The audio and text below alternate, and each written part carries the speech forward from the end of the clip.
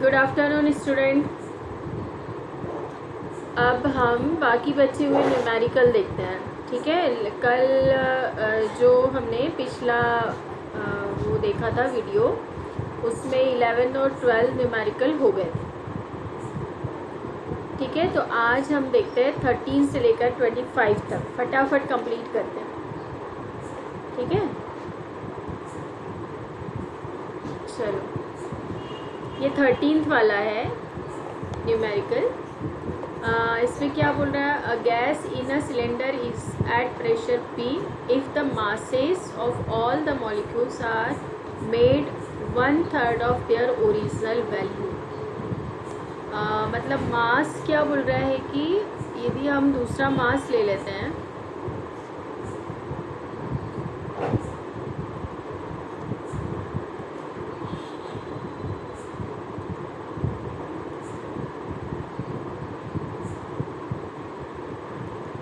मास दूसरा हम ले लेते हैं m1 या कुछ ले लो, तो वो क्या है? m/3 है।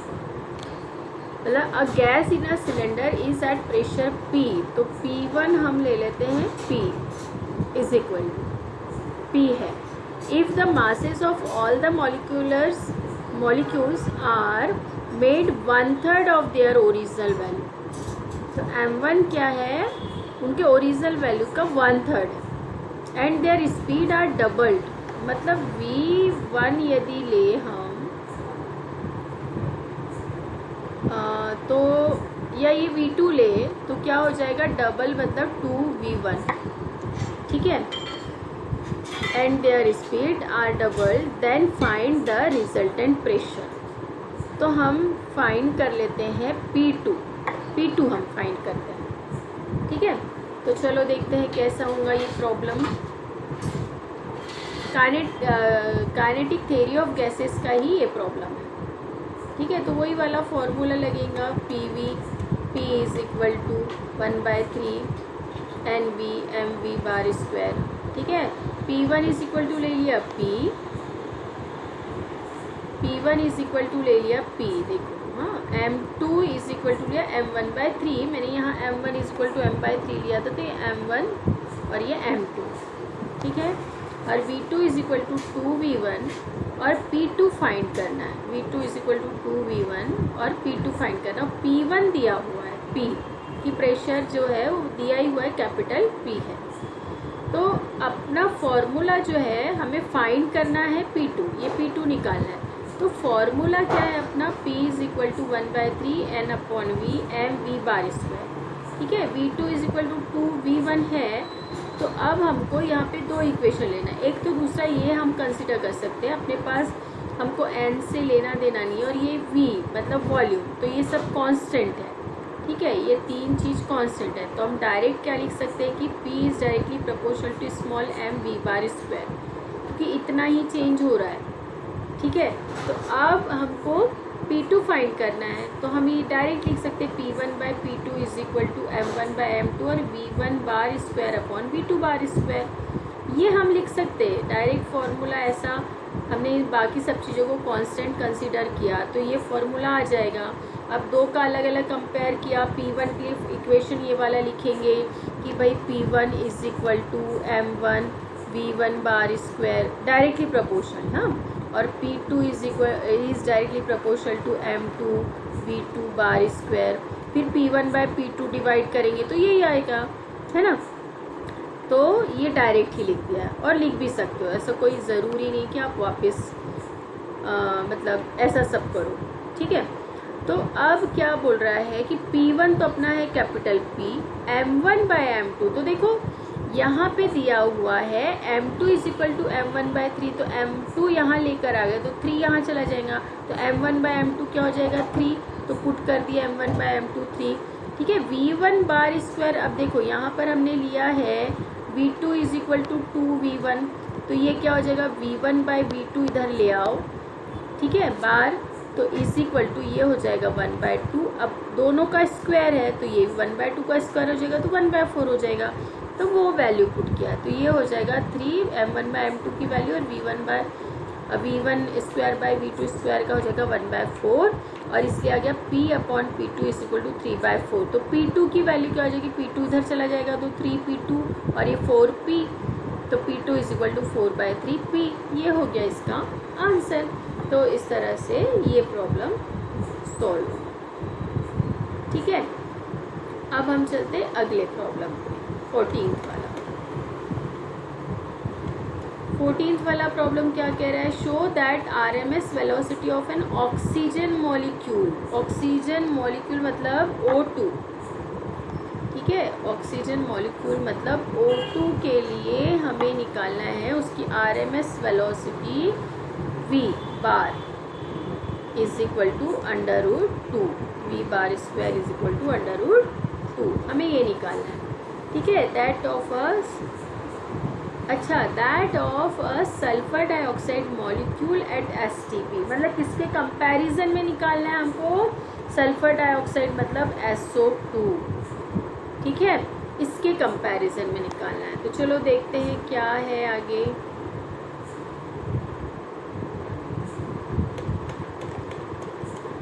ये प्रॉब्लम सॉल्व किया है यहाँ पर हमने, तो ये है देखो, मॉलिक्यूलर मास ऑफ O2, ये हमने लिया है, ये O2 और SO2 क्या होगा, O2 का क्या हो जाएगा 32, क्योंकि O का होता है 16 मॉलिक्यूलर मास, तो O2 है, 2 ऑक्सीजन के मॉलिक्यूल्स है, तो क्या हो जाएगा 32। ऐसे ही SO2 का हो जाएगा, जब हम S का लिखेंगे O2 का लिखेंगे तो S का सिंगल 32 होता है S का, और O2 का 32, तो दोनों का मिला करके 64 हो जाता है। ये मॉलिक्यूलर मास हम कैसे निकालते हैं, ये हमने 9th में ही रहता है ये, ठीक है, तो इसलिए उस समय अच्छे से सीखना पड़ता है हमें, तो अभी प्रॉब्लम नहीं जाएगी। तो इस तरह से M molecular mass of O2 is 32, molecular mass of SO2 is 64। अब इनकी RMS वेलोसिटी क्या हो जाएगी, O2 के लिए यदि हम निकालें तो √3RT/MO या MO2 या MO इज इक्वल टू, इसको हम पुट करेंगे MO की वैल्यू, तो यहाँ पे 32 लिख देंगे, ठीक है। फिर VSO2 इज इक्वल टू क्या हो जाएगा, √3RT, ये जैसे यहाँ MO लिखा है, यहाँ पे MSO2, SO2 की वैल्यू डायरेक्ट पुट कर दिया मैंने यहाँ पे 64।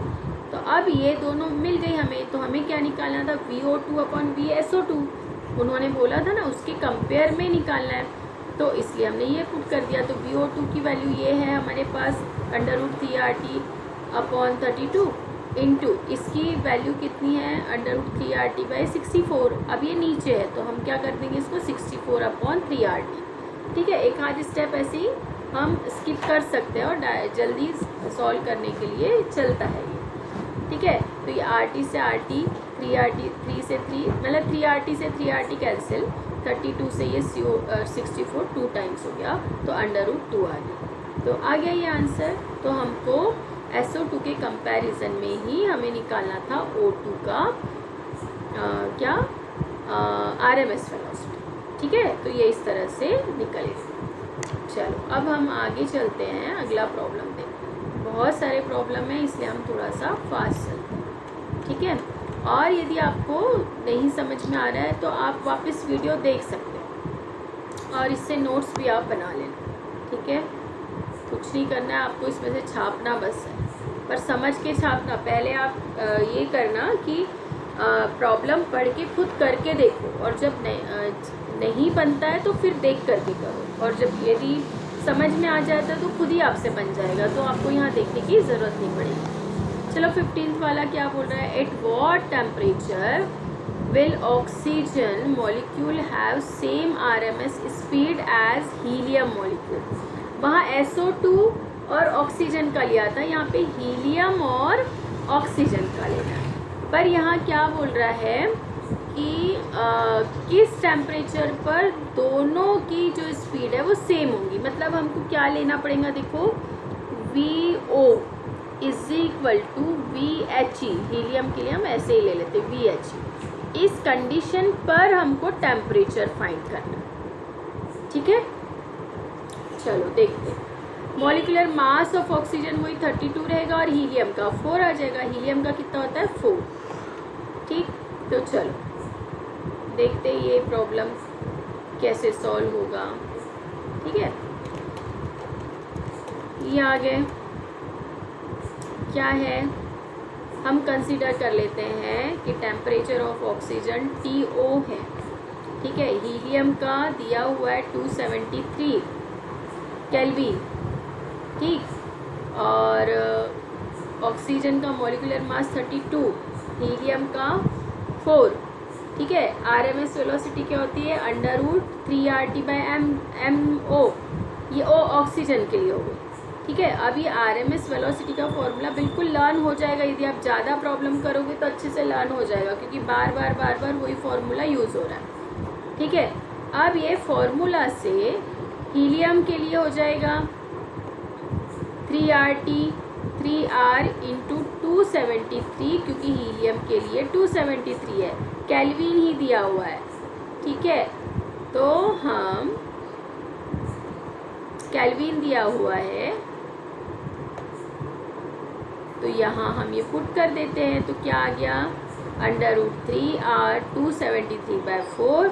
VO2 के लिए निकालना है तो VO2 के लिए अब यहाँ पे 3R आ जाएगा √ और TO ही रहने देते हैं हम। ठीक है, क्योंकि उसके लिए टेम्परेचर निकालना /32। फिर से हम क्या बोलते हैं, कंडीशन क्या है हमारी VO2 = V हीलियम, तो वो उस कंडीशन के हिसाब से ये दोनों इक्वल होंगे। हम इन दोनों को इक्वल कर देते हैं और अब देख लेते हैं क्या कट हो रहा है। ठीक है, तो यहाँ पे 4 है और यहाँ 32 है, ये 3R से तो ये 3R कैंसिल हो जाएगा।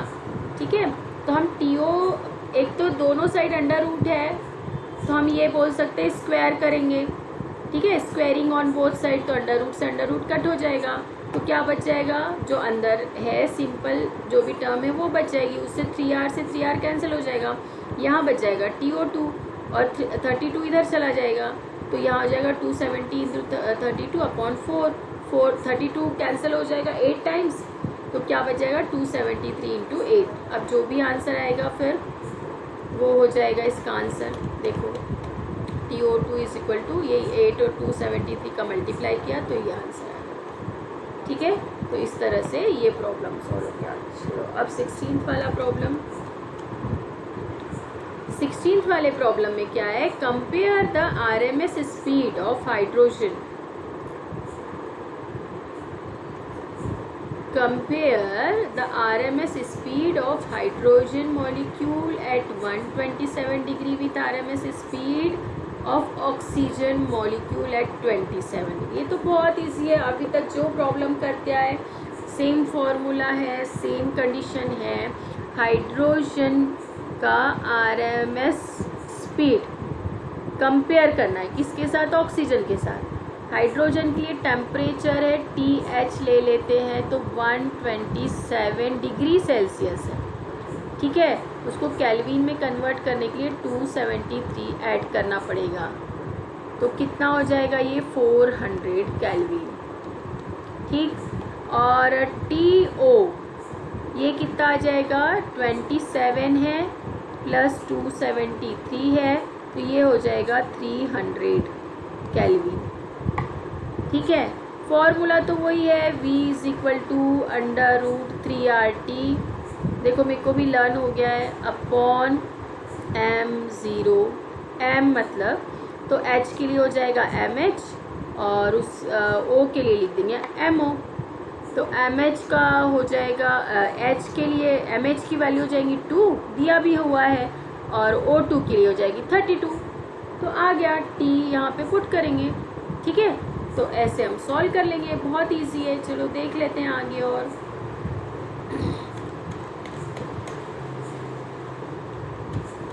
ये देखो TH 127 ये है, इसमें 273 ऐड किया, 400 केल्विन आ गया। और इसका मॉलिक्यूलर वेट है 2। ऑक्सीजन के लिए TO 27 डिग्री दिया है, 27 + 273 300 केल्विन हो गया। MO इसका हो जाता है 32, इसका मॉलिक्यूलर वेट हो जाता है 32। ठीक है, हमको फाइंड क्या करना है, दोनों की RMS वेलोसिटी को कंपेयर करना है। और VRMS ये फॉर्मूला होता है। ये देखो कितने अभी तक 4 बार प्रॉब्लम में ये फॉर्मूला यूज़ कर लिया हमने, ठीक है, या 3 टाइम्स कर लिया। तो ये हो गया। अब यहाँ पे 3R तो कॉमन ही है, या तो कैंसिल होता है या हम वैसे भी कांस्टेंट कंसीडर कर सकते हैं। तो VRMS is directly proportional to √T/m, क्योंकि यही दोनों का कंपैरिजन करना है हमें। तो ये 3R को हम बोल सकते हैं कांस्टेंट वैसे भी है, तो हम ये डायरेक्ट ऐसा लिख सकते हैं, ठीक है। तो ऑक्सीजन के लिए हो गया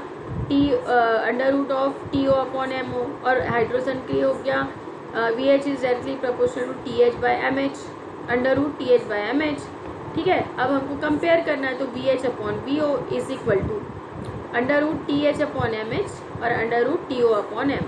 अब इसको यदि हम लिख सकते हैं तो वैसे भी लिख सकते हैं कि TH/mH आ जाएगा और यहाँ पे MO/TO हो जाएगा, ठीक है। ये हो गया, दोनों अंडर रूट में है। वैल्यू पुट कर दो, TH की 400 है, MO की 32 है, MH की 2 है और TO की 300 है। तो ये 2 0 से 2 0 कैंसिल, ये 2 से 4 2 टाइम्स कैंसिल, तो ये 3 आ गया। और ये क्या हो गया 64, 32 इंटू 2 64/3, √64/3 64, मतलब 8 का स्क्वायर, तो 8 बाहर निकल जाएगा, 3 का अंडर रूट ही लिख दो, तो ये आ गया 8/√3। आंसर वही है, ठीक है। तो इस तरह से ये भी प्रॉब्लम सॉल्व हो गया। तो इसका आंसर हो गया ये √3, यही आंसर है। आप चेक करो, इतना इजी होते प्रॉब्लम। ऐसा सबको ऐसा लगता है फिजिक्स के प्रॉब्लम थोड़े से कहीं कहीं लॉजिक लगाना रहता है, तो होते भी है, थोड़े डिफ़िकल्ट जाते हैं। लेकिन जहाँ तक आपके ये बुक में जो प्रॉब्लम्स है वो थोड़ा सा ज़्यादा लॉजिकल नहीं है, कोई कोई चैप्टर के होते हैं लॉजिकल। यहाँ पे तो अभी बस वैल्यू पुट करना है और आंसर लाना है, ठीक है। तो अब यहाँ पर अगला देखते हैं 17th वाला, तो फाइंड काइनेटिक एनर्जी। अब थोड़ा सा दूसरा फॉर्मूला वही P वाला है, लेकिन हमें यहाँ पे काइनेटिक एनर्जी निकालना है। किसकी? 5 litre of gas at STP given standard, मतलब ये STP का मतलब होता है standard temperature pressure. Given standard pressure is 1.013 into 10⁵, मतलब देखो प्रेशर की वैल्यू दी हुई है ना। P दिया हुआ है हमको, P दिया हुआ है ये 1.013 इंटू 10⁵, ठीक है। इसका न्यूटन पर मीटर स्क्वायर इसकी जो यूनिट है वो। और 5 लीटर ऑफ गैस, मतलब गैस का वॉल्यूम दिया हुआ है 5 लीटर, इसको मीटर में कन्वर्ट कर सकते हैं तो वो भी करेंगे, ठीक है। काइनेटिक एनर्जी फाइंड करना है। काइनेटिक एनर्जी का फॉर्मूला वही P इज इक्वल टू, हम जाएंगे P और V दिया हुआ है, तो जो हमारा फॉर्मूला है, ठीक है, 1/3 ρV² या m/v², उससे हम सॉल्व करेंगे। तो हम क्या देखते हैं, काइनेटिक एनर्जी हमें फाइंड करना है, तो यहाँ पे डायरेक्ट ही लिया है। काइनेटिक एनर्जी का फॉर्मूला 3/2 PV, ये होता है वैसे, हमने इसके पहले थ्योरी में निकाल लिया है। तो काइनेटिक एनर्जी का फॉर्मूला हो जाएगा ये, मतलब ये होता है ना P is equal to 1/3 ρV²। Rho को हम क्या लिख सकते हैं, m/v, ठीक है। फिर इस तरह से जो वैल्यू आती है, तो यहाँ पर क्या करेंगे, स्मॉल m आएगा, तो स्मॉल m को 1/2 mv² काइनेटिक एनर्जी होती है, वो करने के लिए हम यहाँ ऊपर भी 2 से मल्टीप्लाई करेंगे और यहाँ नीचे भी रो की जगह m लिख लेते हैं m/v। तो यहाँ पर ये m यहाँ ना लिख करके यहाँ लिख लेते हैं हम 1/2 mv², ये वॉल्यूम है और ये वेलोसिटी है, ठीक है। तो ये हो गई काइनेटिक एनर्जी। अब ये काइनेटिक एनर्जी हम यदि इधर लेके जाते हैं, ठीक है, तो ये हो गई काइनेटिक एनर्जी और यहाँ था P, V इधर लेके जाओ, ठीक है। 2/3 इधर है तो ये 3/2 हो जाएगा इधर, और ये हो जाएगी काइनेटिक एनर्जी। इस तरह से उस फॉर्मूले से हमने काइनेटिक एनर्जी का ही फॉर्मूला निकाला था 3/2 PV, ठीक है, तो ये हो गई काइनेटिक एनर्जी 3/2 PV। P भी दिया हुआ है, V भी दिया हुआ है। अब V जो है 5 लीटर दिया हुआ है, तो उसको मीटर में कन्वर्ट करने के लिए 5 × 10⁻³ मीटर क्यूब ये लिया है। ठीक है, तो वो वैल्यू पुट करेंगे, P की वैल्यू पुट करेंगे तो ये आंसर आएगा। ठीक है, आंसर ठीक है, ये हो गया इसका प्रॉब्लम सॉल्व। ये देखो करते बन जाएगा नहीं क्वेश्चन। अब ये क्या कैलकुलेशन पार्ट है, तो आप कैलकुलेशन पार्ट कर लेना। ठीक है,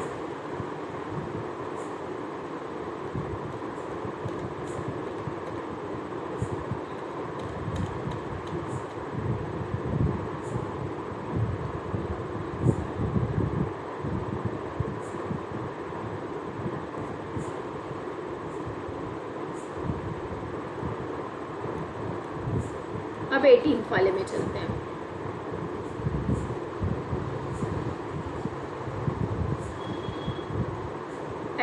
एटीनथ वाला क्या कह रहा है, देखो,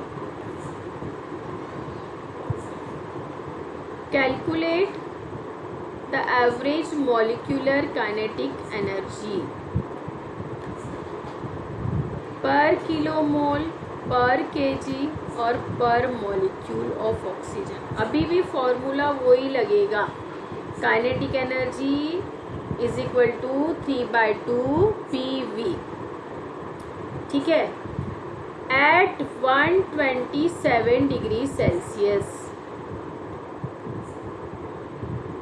given that molecular weight of oxygen 32 T दिया है लेकिन अभी यहाँ पर, ठीक है, और मॉलिक्यूलर वेट भी दिया हुआ है ऑक्सीजन का 32 और R की वैल्यू भी दी हुई है।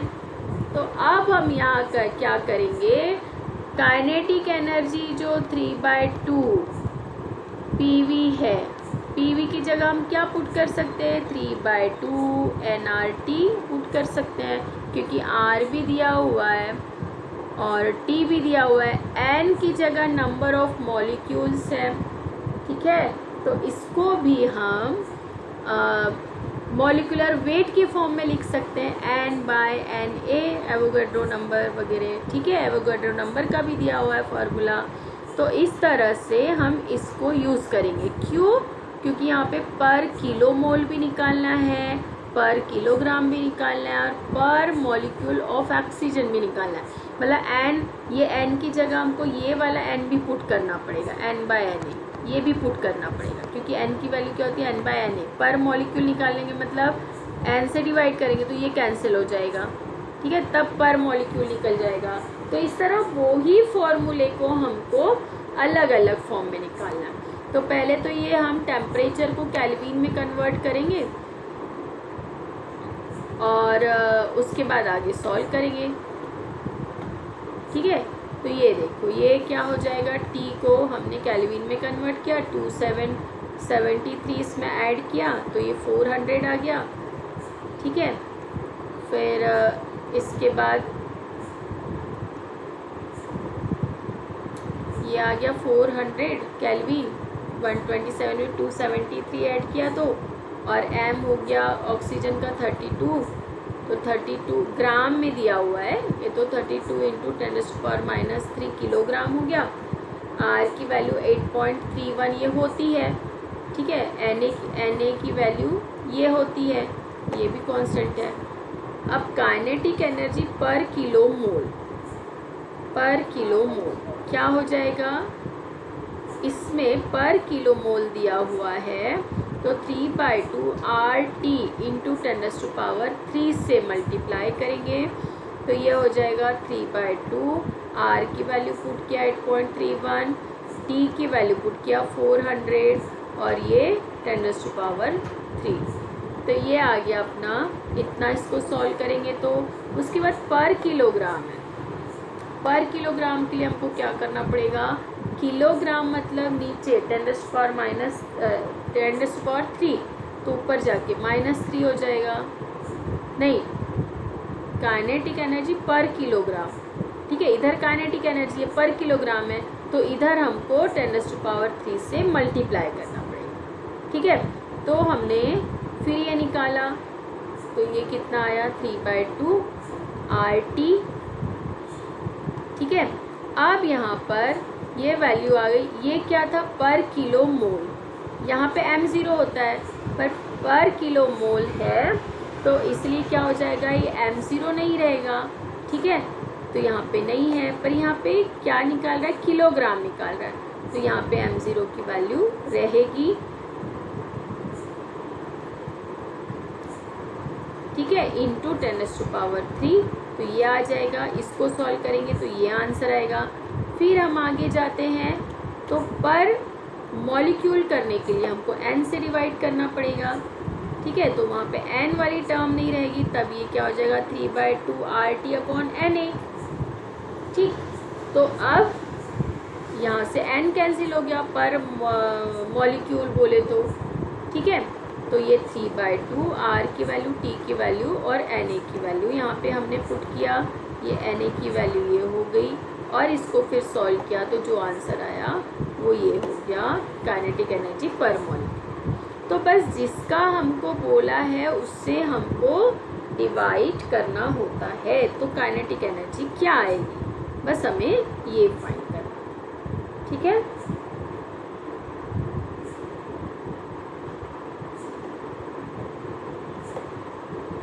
अब अगला क्वेश्चन हम चलते हैं।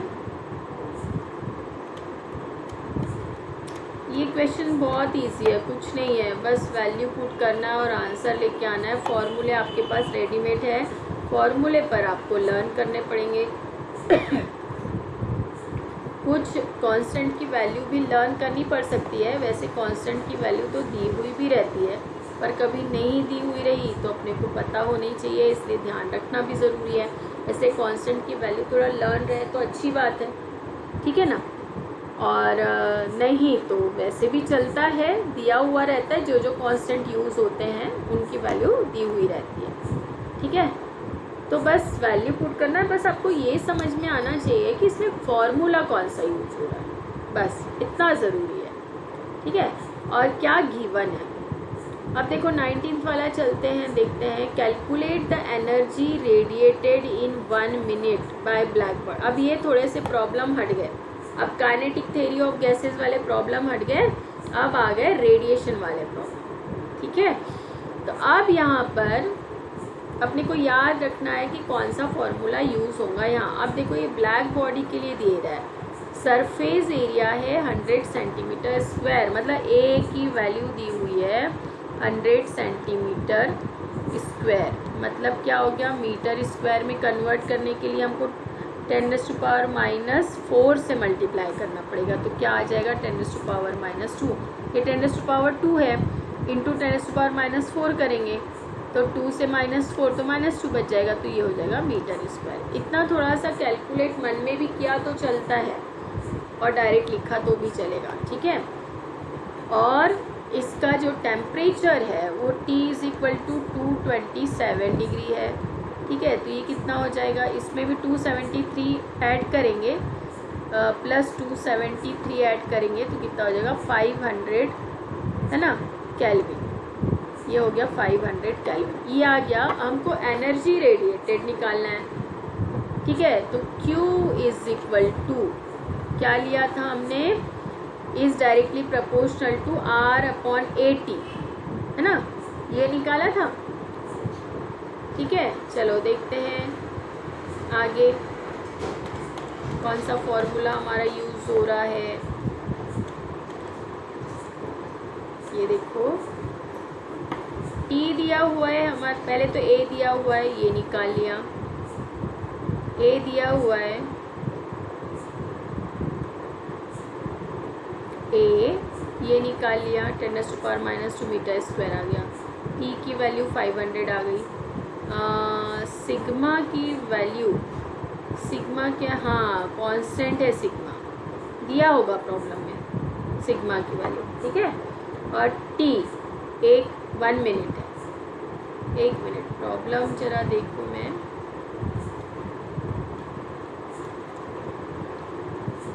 ने रीड टी क्या क्या बराबर, हाँ मिनट लिया है ना, 1 मिनट ये दिया हुआ है ना, energy radiated in 1 minute by a black body, हाँ टाइम दिया हुआ है ना, 1 मिनट दिया हुआ है, टाइम दिया है 1 मिनट मतलब 60 सेकेंड। तो हमको पता है कि Q क्या है, is equal to sigma A है ना, Q is directly proportional to 80 T raise to power 4, मतलब ये किसका, स्टीफन कांस्टेंट, ठीक है। तो ये आ गया। तो अब सिग्मा की वैल्यू भी दी हुई है, ए हमने निकाल लिया, ये देखो, ठीक है। फिर स्मॉल टी 60 सेकेंड है और टी की वैल्यू भी दी हुई है। तो ये तो बहुत इजी है, बस वैल्यू पुट करना और कैलकुलेट करना, आराम से कर लोगे तुम लोग, इसको क्या समझाना है, कैलकुलेट कर लो इसको, ठीक है। हम आगे चलते हैं, बहुत इजी प्रॉब्लम है। फॉर्मूला याद रहना चाहिए था कि कौन सा फॉर्मूला यूज़ हो रहा है।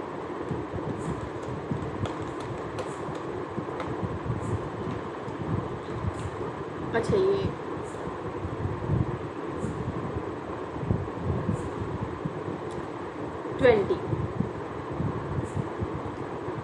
energy is emitted from a hole in an electric furnace at the rate of 20 watt when the temperature of the furnace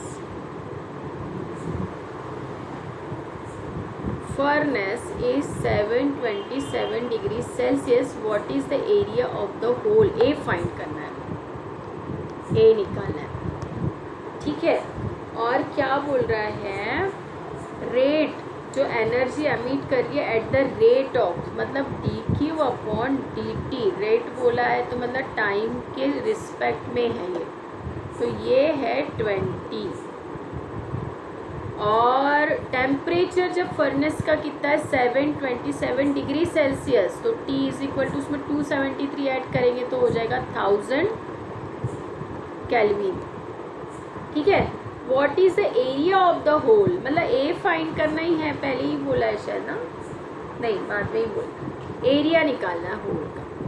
और स्टीफन कांस्टेंट दिया है तो आपको फिर ज़्यादा तकलीफ ही नहीं है ना, स्टीफन कांस्टेंट दे दिया, सिग्मा की वैल्यू समझ जाना चाहिए, स्टीफन लॉ लगेगा, मतलब D Q by D T, sorry D यहाँ पे लिखती मैं, D Q by D T is directly proportional to क्या था, ए टी, है ना, ऐसा ही है ना, टी रेज़ टू पावर 4, फिर यहाँ प्रोपोर्शनल साइन रिमूव करने के लिए हम यहाँ लगाते सिग्मा, बस यही यहाँ पर वैल्यू पुट करना है। तो ए साइड में कर देंगे, D Q by D T की वैल्यू दी हुई है, हो गया प्रॉब्लम सॉल्व। ये भी बहुत इजी है, ज़्यादा कुछ है नहीं प्रॉब्लम्स में, बहुत इजी लग रहा है प्रॉब्लम को, वैल्यू पुट करना है, आंसर आ जाएगा। देखो क्या है ये, D Q by D T है, ई सिग्मा, हाँ ई क्यू लिया है, ब्लैक बॉडी बोला है ना, तो हम पहले ई लेके चलते, पर ब्लैक बॉडी के लिए ई इज इक्वल टू 1 होता है तो 1 पुट कर देंगे, पर एक्चुअली फॉर्मूले में ई है ना। तो ये sigma A T raise to power 4, तो if we consider given hole to be perfect black body then E is equal to 1। तो अब D Q by D T है 20 और ई की वैल्यू पुट किया 1, और सिग्मा की वैल्यू अपने को दिया हुआ है कांस्टेंट, स्टीफन कांस्टेंट की वैल्यू ए फाइंड करना है, टी की वैल्यू है 1000 है ना, हाँ 1000 केल्विन, 1000 उसका पावर 4, मतलब कितना आ जाएगा, इसका वैल्यू हो जाएगा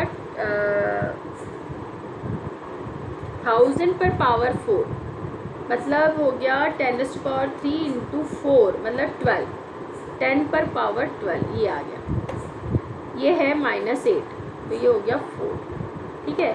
अब ये नीचे है 25.7 अपॉन 20, ठीक है। तो ए की वैल्यू क्या हो जाएगी, ए यहीं रहने दो, ठीक है, 20 उधर चला गया ऊपर, अपॉन 5.7 इंटू 10 टू पावर ये 10 टू पावर -8 और 10 टू पावर 12, तो 4 बच जाएगा, ठीक है। तो 20 अपॉन 5.7 इंटू ऊपर जाके 10 टू पावर -4 हो जाएगा। इसको सॉल्व कर लिया, ये -4 -3 रह जाएगा क्योंकि एक 0 यानी यहाँ से एक 10 यहाँ चला गया, तो 2/5.7। तो ये तो इजीली डिवाइड हो जाएगा, इसमें लॉग वगैरह लगाने की ज़रूरत नहीं। देखो बहुत इजी है, समझ में आ गया तो बस वैल्यू पुट करना है, ठीक है। तो ये बन जाएगा, ये भी प्रॉब्लम बहुत ज़्यादा वो नहीं लग रहा है, लॉजिकल नहीं है क्वेश्चन, शायद इसमें ऐसे ही बनते होंगे ना क्वेश्चन। अब है 21, the emissive power of a sphere of area 0.02 m square is 0.5 kilo calorie, second inverse metre inverse 2 metre raise to power -2।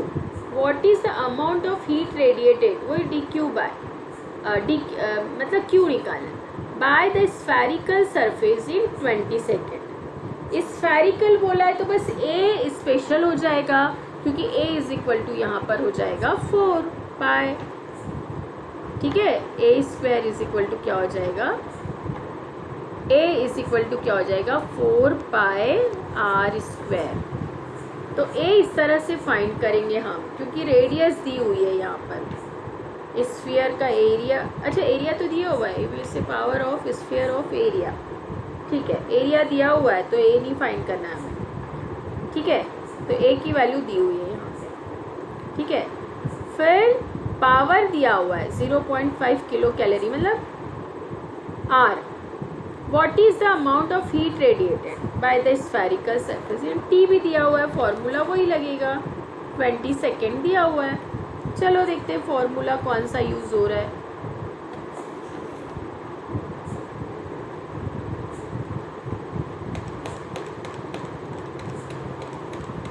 देखो आर दिया हुआ था अपना, क्यू फाइंड करना है, आर दिया हुआ है,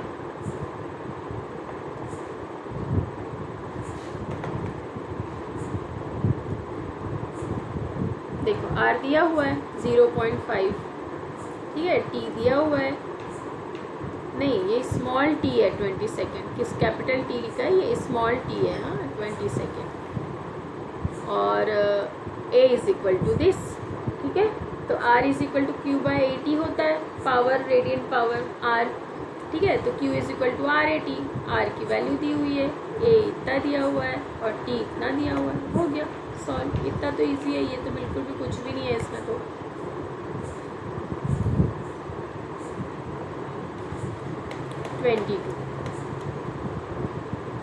Compare the rates of emission of heat by a black body maintained at 727 degrees Celsius and at 227 degrees Celsius if the black bodies are surrounded by an enclosure black at 27 degrees Celsius, what would be the ratio of their rates of loss of it? एक बार मतलब ये देखो, compare the rates of emission of heat bye a black body maintain, एक बार वो 727 degree Celsius पर है, दूसरी बार वो 227 डिग्री सेल्सियस पर है, सराउंडिंग का टेम्परेचर 27 डिग्री सेल्सियस है। इसका ज़्यादा टेम्परेचर है तो ये क्या करेगी, हीट को लॉस करेगी, ठीक है। तो वो लॉस निकालना है, तो इस पर है तब कितना लॉस होगा और इस पर है तो कितना लॉस होगा। मतलब यदि हमने ले लिया T1 is equal to is equal to 727, इसमें 273 ऐड करेंगे तो क्या हो जाएगा 1000 केल्विन, ठीक है।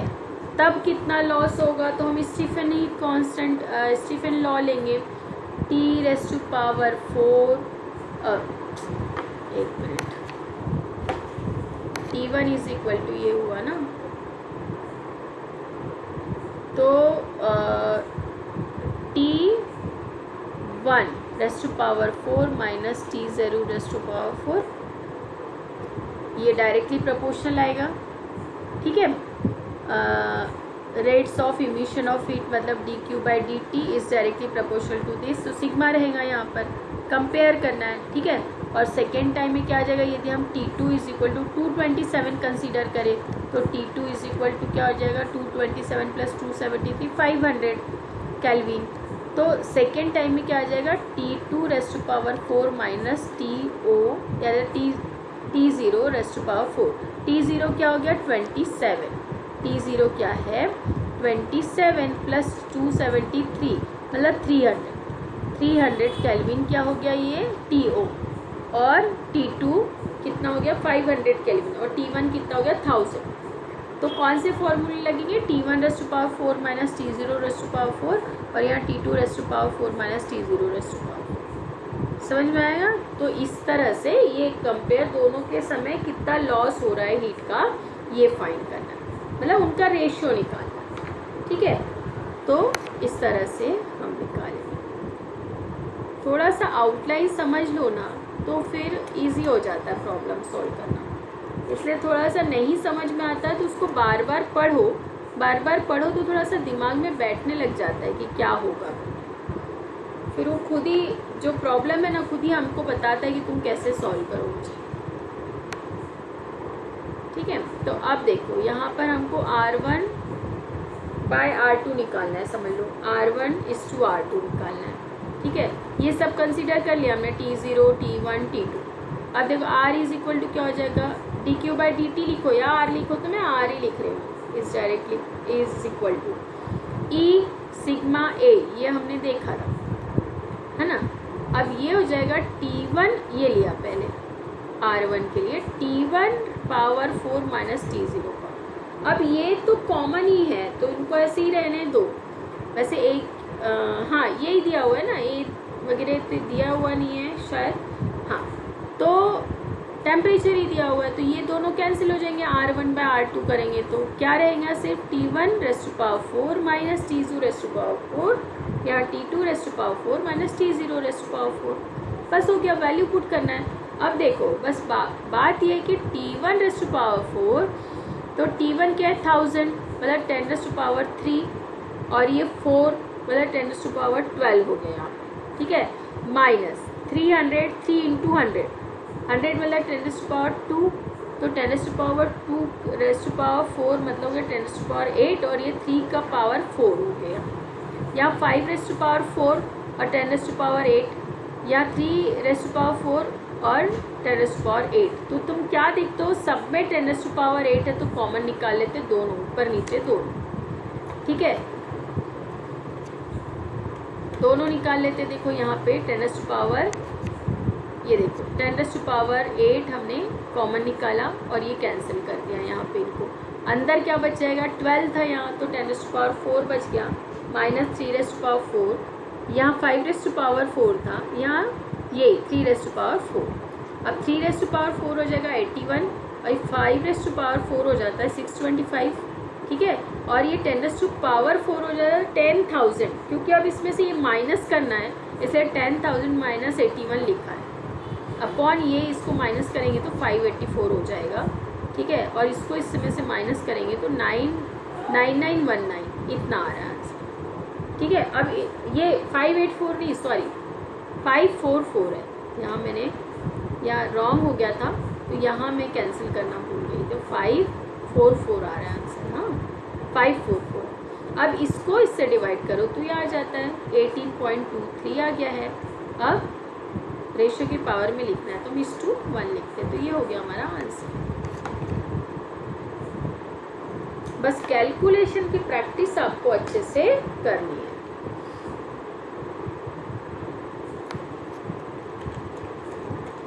चलो 23 वाला प्रॉब्लम आ गया। बहुत ज़्यादा लॉजिक वाले नहीं थे तो फटाफट हो गए क्वेश्चन है ना। तुम लोगों को भी समझ में आ गया होगा क्वेश्चन तो, और नहीं समझ में आया तो आप बार बार वीडियो देख लेना। ठीक है, earth's mean temperature of earth can be assume to be 280 kelvin. Earth का टेम्परेचर या temperature T is equal to 280 kelvin है। ठीक है, how will the curve of black body radiation look like, मतलब कर्व बनाकर दिखाना पड़ेगा इनको फॉर दिस टेम्परेचर। ठीक है, इस टेम्परेचर पर ब्लैक बॉडी के रेडिएशन का कर्व कैसे बनेगा। और हमको लैम्डा मैक्सिमम भी फाइंड करना है। तो ये तो बहुत इजी फॉर्मूला है। Lambda maximum is equal to होता है बी बाय कैपिटल टी। हमें क्या निकालना है, लैम्डा मैक्सिमम ही निकालना है। टेम्परेचर दिया हुआ है, बी की वैल्यू भी दी हुई होगी, बी कांस्टेंट है क्योंकि विंड्स कांस्टेंट नहीं दिया हुआ है, तो हमें पता है। ये हम यहाँ लिखेंगे, ये आ जाओ नीचे आ जाओ, देखो यहाँ लिखा है हमने, ये इसको सॉल्व किया, ठीक है। ये है बी की वैल्यू, यहाँ पुट किया 2.897 इंटू 10⁻⁻8, ये वैल्यू है बी की। फॉर्मूला ये लिखा b बाई टी, और ये t की वैल्यू कितनी है 280, ये पुट कर दिया, सॉल्व किया तो आया 1.035 इंटू 10⁻⁵ लैम्डा मैक्सिमम आ गया। बट ये बताना है कि जो लैम्डा मैक्सिमम है कहाँ बिलोंग करता है। मतलब रीजन होते हैं ना, विजिबल रीजन है, इंफ्रारेड रीजन है, माइक्रोवेव रीजन है, अल्ट्रावायलेट रीजन है, ऐसे जो रीजन होते हैं, तो ये वेवलेंथ कहाँ दिखेगी, तो ये वेवलेंथ दिखेंगी माइक्रोवेव रीजन में, ठीक है। जिसकी जितनी ये जो वेवलेंथ है ना, इस हिसाब से वो बताना पड़ता है कि ये माइक्रोवेव रीजन में रहेगी।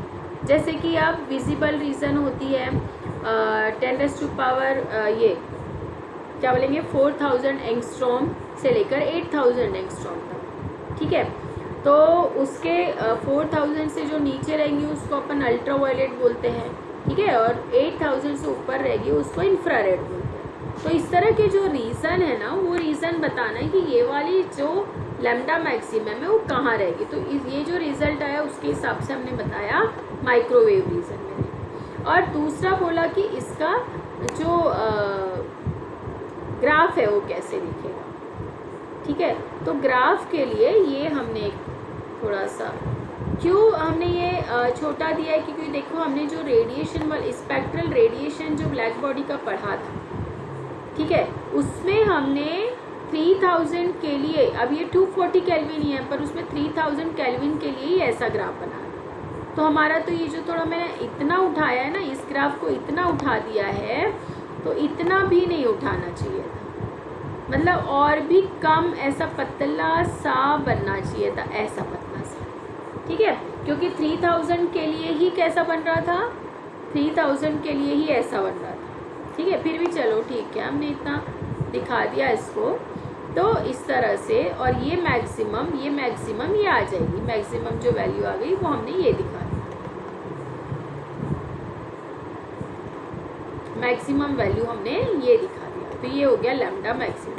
अब ये बताया, देखो ये इसके नीचे ये इंफ्रारेड रहेगा, ये माइक्रोवेव रीजन है, इस तरह से बताया।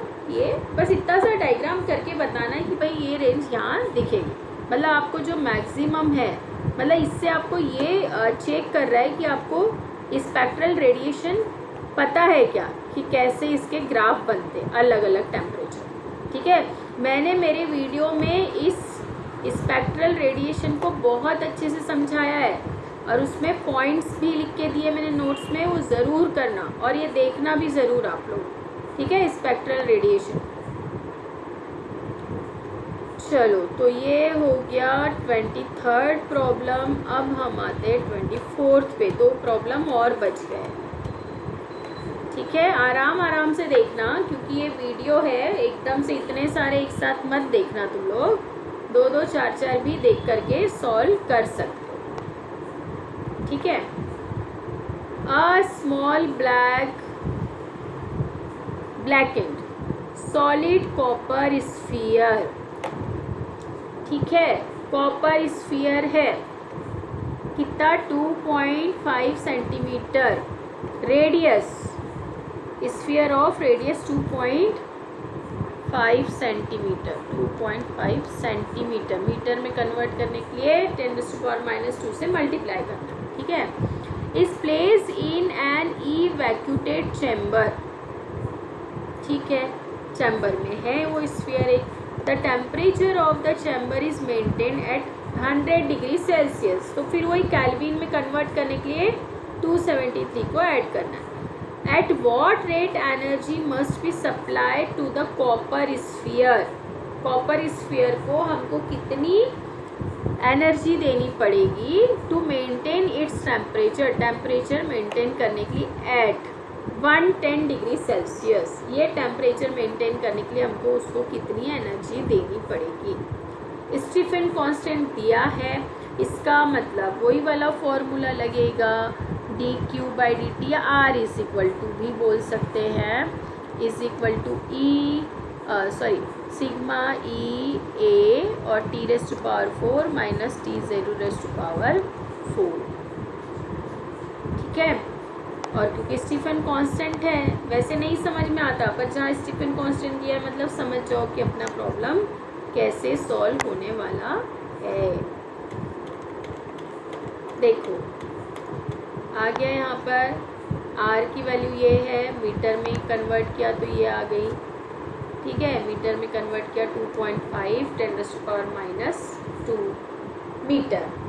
T0 100 डिग्री सेल्सियस, मतलब पहले जो है टेम्परेचर, फिर उसको हमको 110 पर मेंटेन करने के लिए बोला है। ठीक है, तो कितनी एनर्जी देनी पड़ेगी, तो 110 बढ़ाना मतलब, तो T की वैल्यू हो गई 110, ये कर दिया।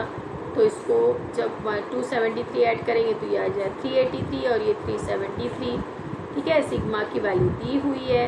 अब हमको क्या करना है, बस पहले हाँ ए की ज़रूरत है तो हमें ए फाइंड करना पड़ेगा। अब ए यहाँ स्फेरिकल बॉडी है, रेडियस दी हुई है, तो स्फीयर का एरिया होता है 4πr²। तो इसमें सब वैल्यू पुट करके ये हमने इसका पहले तो एरिया फाइंड किया इतना। ठीक है, फिर वो D Q by D T is equal to क्या आ जाएगा, ये वाला फॉर्मूला। ठीक है, तो सिग्मा की वैल्यू यहाँ पर है ये पुट कर दिया सिग्मा की वैल्यू, ए की वैल्यू हमने यहाँ से ये निकाला है वो पुट कर दिया ये। ठीक है, फिर टी रेस्ट टू पावर 4 क्या है हमारा 383 पर का पावर 4 माइनस, फिर T0 का क्या है 373 रेस्ट टू पावर 4, ये दे दिया। अब देखो ये इतने जल्दी सॉल्व होने वाला नहीं है क्योंकि 383 रेस्ट टू पावर 4 है, T73 रेस्ट टू पावर 4 है। अब इसको क्या 4 बार थोड़ी मल्टीप्लाई करोगे इतना बड़ा बड़ा नंबर, तो यहाँ आप लॉग यूज़ करना पड़ेगा। तो जब लॉग यूज़ करके सॉल्व करोगे तो ये वैल्यू आ जाती है 0.962 वॉट या जूल पर सेकेंड लिख सकते हो। ठीक है, तो आपको ये इस तरह से निकालना है। बस लॉजिक ये है कि ये फॉर्मूले यूज़ होंगे इसमें। कैलकुलेशन आप करना, कैलकुलेशन वगैरह करेंगे तो बहुत लेट मतलब काफ़ी लेंथी हो जाएगा, फिर कोर्स नहीं हो पाएगा। अभी ऑनलाइन ही आप लोगों का कोर्स कंप्लीट करना है। ठीक है, अब लास्ट क्वेश्चन है 25th। Find the temperature of a black body, find the temperature of the black body if its spectrum has a peak at A। मतलब 3 अलग अलग लैम्डा मैक्सिमम दिया हुआ है ना, और क्या बोला है कि सबके लिए टेम्परेचर फाइंड करना है। जो अपन ने ग्राफ बनाया था इसके पहले ऐसा, तो ये एक अलग टेम्परेचर के लिए था, ये अलग टेम्परेचर के लिए, ये अलग टेम्परेचर के लिए, तो उससे ये पीक वैल्यू दिया है 3 जगह की। अब बोला है कि इसका जो टेम्परेचर है वो इस ग्राफ का क्या है, ये यदि हमने लैम्डा मैक्सिमम 1 कंसीडर किया तो इसके लिए टेम्परेचर क्या होगा, इसके लिए क्या होगा, इसके लिए क्या होगा। तो फॉर्मूला तो बहुत ईजी है हमारे पास। फॉर्मूला क्या है, lambda maximum is equal to B by T. अब टी फाइंड करना है तो टी इज इक्वल टू क्या हो जाएगा, बी अपॉन लैम्डा मैक्सिमम। बस सबके लिए अलग अलग टी निकालना है, ईजिली निकल जाएगा। पहला ए क्या है, लैम्डा मैक्सिमम 700 नैनोमीटर। हाँ नैनोमीटर है, उसको मीटर में कन्वर्ट करना है, तो 1 नैनोमीटर को मीटर में nanometre NM is equal to 10⁻⁻9 metre होता है। अब 700 नैनोमीटर है तो 700 इंटू 10⁻⁻9 मीटर, ऐसा करना पड़ेगा। तो बस वो मीटर, नैनोमीटर को मीटर में कन्वर्ट किया, दूसरा सेंटीमीटर में है तो उसको कन्वर्ट किया, फिर मीटर में है तो उसको कन्वर्ट करना ही नहीं है, बस हो गया। और टेम्परेचर निकालना अलग, बहुत ईजी है ये भी प्रॉब्लम।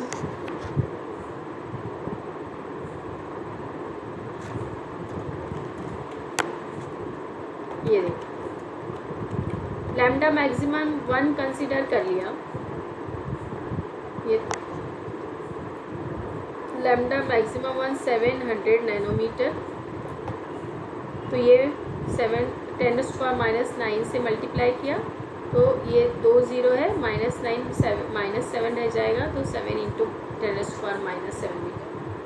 लैम्डा मैक्सिमम 3 सेंटीमीटर है, तो 3 × 10⁻² मीटर, और लैम्डा मैक्सिमम 3 मीटर है, तो उसको कन्वर्ट नहीं करना। बी की वैल्यू दी हुई है, तो पहले के लिए टी निकालना है, तो T1 = क्या हो जाएगा, B/लैम्डा मैक्सिमम 1। बी की वैल्यू ये है और लैम्डा मैक्सिमम 1 की वैल्यू ये है, तो इसको सॉल्व करेंगे तो ये आ जाएगा, ये 10⁻⁷ ऊपर जाके +7 हो जाएगा, तो 10⁻⁴ बच जाएगा, और इसको हम 7 से डिवाइड करेंगे, डायरेक्ट हो जाएगा। 7 4 = 28, 7 1 = 7, 2 बच गया, ठीक है। 7 3 = 21, फिर 6 बच गया यहाँ पे 6, फिर वो 0 लगाया, तो 7 8 = 56। इस तरह से ये तो डायरेक्ट ही ये डिवाइड हो गया, तो ये अभी 10⁴ है, तो हम ये पॉइंट यहाँ लगा देंगे और ये आंसर होगा केल्विन में, ठीक है। इस तरह से T2 भी निकाल लेंगे।